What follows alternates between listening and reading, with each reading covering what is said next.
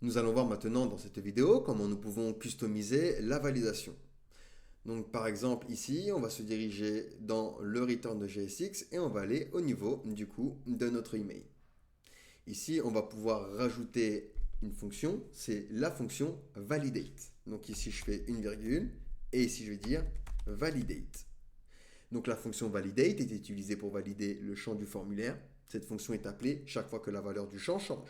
Et elle doit retourner un message d'erreur si la valeur n'est pas valide ou bien true si la valeur est valide.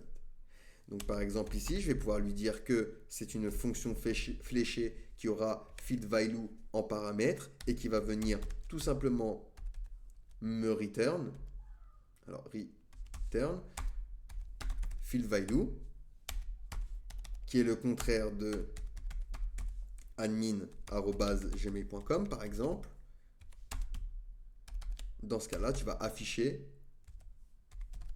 compte déjà existant.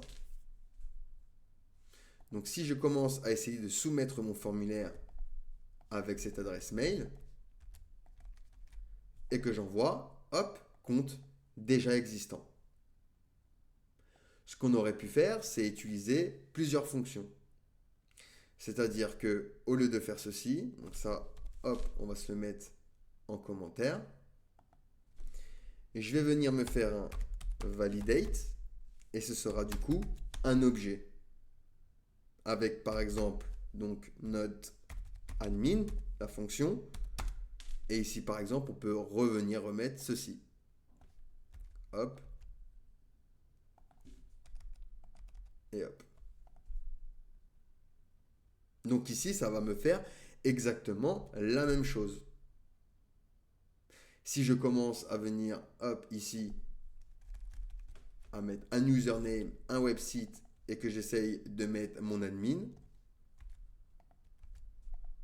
je vais avoir ici compte déjà existant. Par exemple, admettons, vous avez une blacklist, vous voulez bloquer un certain nombre de domaines. Comme par exemple, on va faire ici Outlook. Ici, je vais venir me faire une autre fonction et je vais pouvoir en rajouter une. Note blacklist par exemple. Et même histoire, donc ce sera une fonction fléchée, donc avec field value en paramètre, qui va venir tout simplement me return s'il a le contraire de field value. Point ends with pour préciser que on veut surveiller la fin s'il a par exemple outlook.fr. Donc ici, on va afficher un message format non supporté.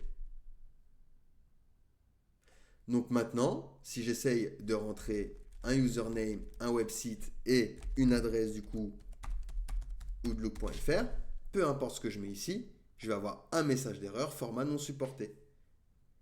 Donc voilà comment on peut customiser la validation en utilisant soit l'objet validate, soit directement la fonction validate. Mais avec l'objet validate, vous allez pouvoir retourner plusieurs fonctions personnalisées.